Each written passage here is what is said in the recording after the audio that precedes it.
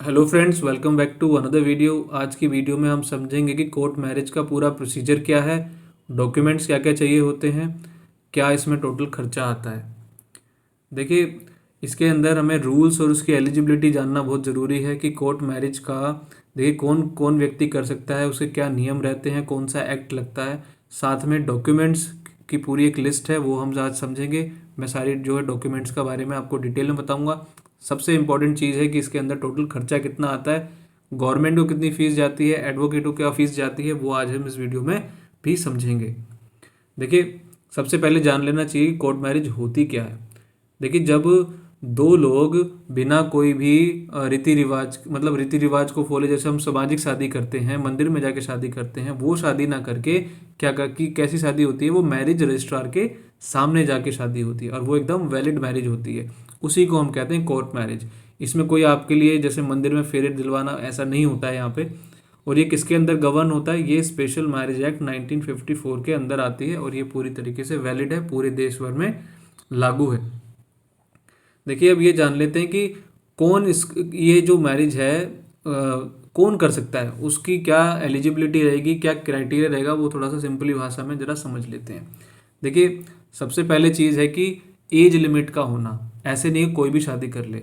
अगर जो है लड़के की बात करें तो कम से कम उसकी 21 साल की उम्र होनी चाहिए, 21 से वो प्लस होना चाहिए। अगर वो लड़की है तो उसकी उम्र 18 होनी चाहिए। तो लड़का है 21 और लड़की है तो 18 साल।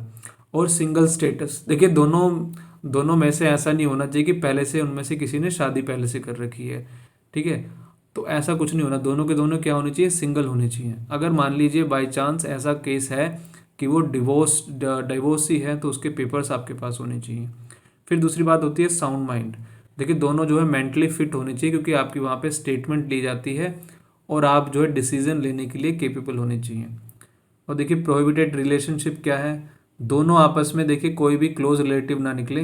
मतलब ऐसा नहीं होना चाहिए कि किसी तरीके से वो कज़न ब्रदर्स हैं या मदर की साइड से किसी फैमिली मेम्बर्स के उसमें रिश्ते में आते हैं, या फिर जो है आपके फादर के रिलेशन में आते हैं।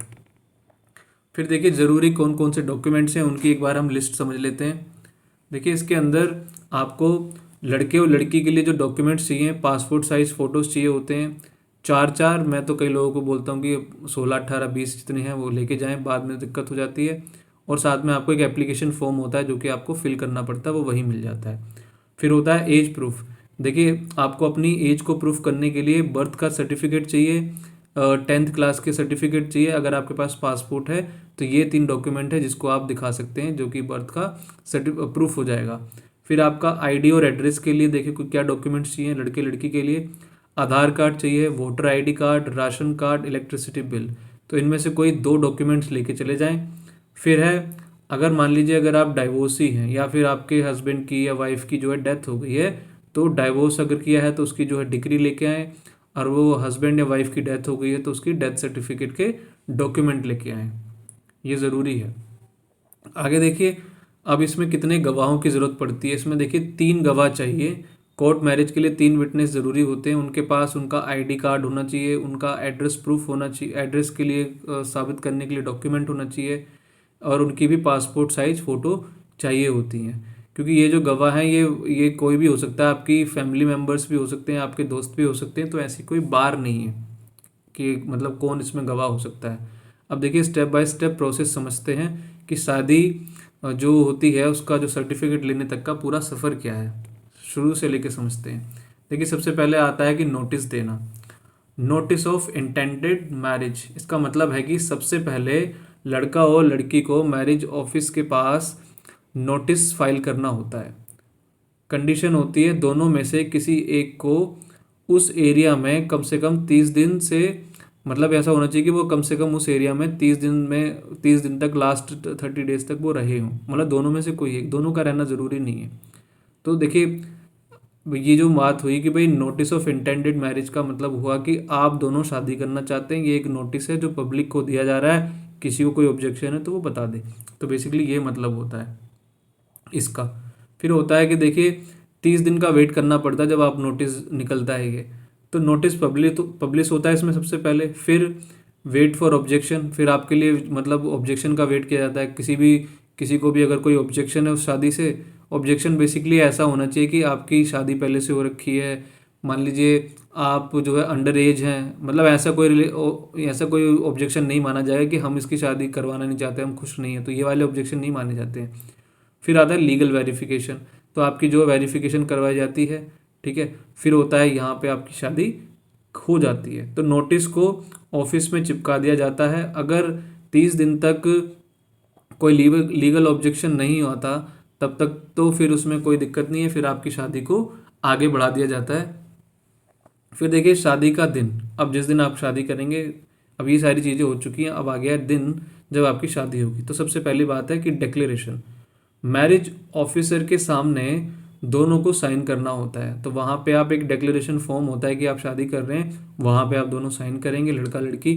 फिर वहाँ पे जो गवाह होते हैं, विटनेस, उनके सिग्नेचर लिए जाते हैं। तो जो तीनों गवाह हैं उनके साइन करवाए जाएंगे, उनके डॉक्यूमेंट्स को भी देखा जाएगा।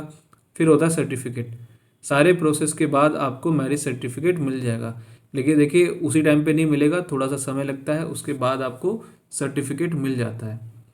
फिर आता है देखिए आपका कि मान लीजिए, चलो एक एग्जांपल समझ लेते हैं कि भाई राहुल जो है 25 साल का दिल्ली का रहने वाला है और प्रिया जो है 23 साल की है, दिल्ली की रहने वाली है। कोर्ट मैरिज करना चाहते हैं।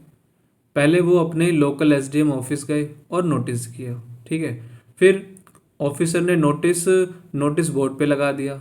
30 दिन वेट किया, कोई ऑब्जेक्शन नहीं आया। 1 महीने बाद वो 3 फ्रेंड्स जो कि विटनेस थे उनके साथ वो गए एसडीएम के पास, ऑफिस में साइन किए और मैरिज सर्टिफिकेट ले लिया। देखो कितना सिंपल है, बस यही चीज़ है। लेकिन ये प्रैक्टिकली थोड़ा सा ट्रिकी रहता है, जिसमें तभी लोग एडवोकेट को ढूंढते हैं। एनीवे, तो अब देखिए पूरा खर्चा कितना आता है।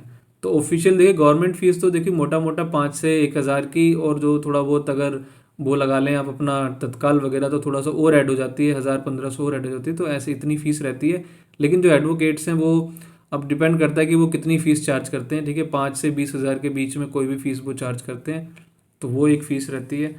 आप जो है खुद भी कर सकते हैं, आपको वैसे ज़रूरत नहीं है वैसे, अगर मेरी वीडियो से ही आपको आज समझ में आ गया होगा। फिर देखिए कोर्ट मैरिज के फ़ायदे क्या हैं। पैसा बचता है इससे, बिना फिजूल के खर्चे करने की कोई ज़रूरत नहीं है आपको। लीगल प्रूफ है, क्योंकि ये इतना इंपॉर्टेंट प्रूफ है कि आपको पासपोर्ट, वीज़ा सब में, अपने इंश्योरेंस वगैरह में सब में जो है आसानी से जो है आपको कहीं पे भी आ जा सकते हैं। और साथ में ऐसा प्रूफ है कि कभी खोता नहीं है ये। फिर सिक्योरिटी है, यहाँ से आपको देखिए अगर माँ बाप अगर राज़ी नहीं है तो ये एक तरीके से आपके लिए पुलिस प्रोटेक्शन के लिए भी है, क्योंकि अगर आप एडल्ट हैं तो आप शादी कर सकते हैं। फिर इसमें कोई सोशल प्रेशर नहीं है, लोग क्या कहेंगे, तो इसका कभी कोई डर नहीं रहता। तो इसमें सबसे बड़ा मतलब जो है फ़ायदे यही होते हैं इसके। फिर देखिए क्या क्या चीज़ें में फाइनल चेकलिस्ट क्या है। सही एज और आईडी चेक करो, मतलब अपना जो सारे जो आईडी वगैरह हैं, अपना उम्र वगैरह देख लें कि भाई सब में जो है सब कुछ सेम है कि नहीं है। मैरिज ऑफिस में जो है नोटिस फाइल करो, ठीक है ना, तो वो ज़रूरी है। फिर 30 दिन के बाद अपने गवाहों के साथ वहाँ पे जाइए, अपने साइन वगैरह करिए, तो फिर ऐसे आपकी शादी हो जाती है। अगर ये वीडियो आपको पसंद आई है तो इस वीडियो को प्लीज़ लाइक करें, शेयर करें एंड चैनल को सब्सक्राइब करना ना भूलें। Thank you so much for watching.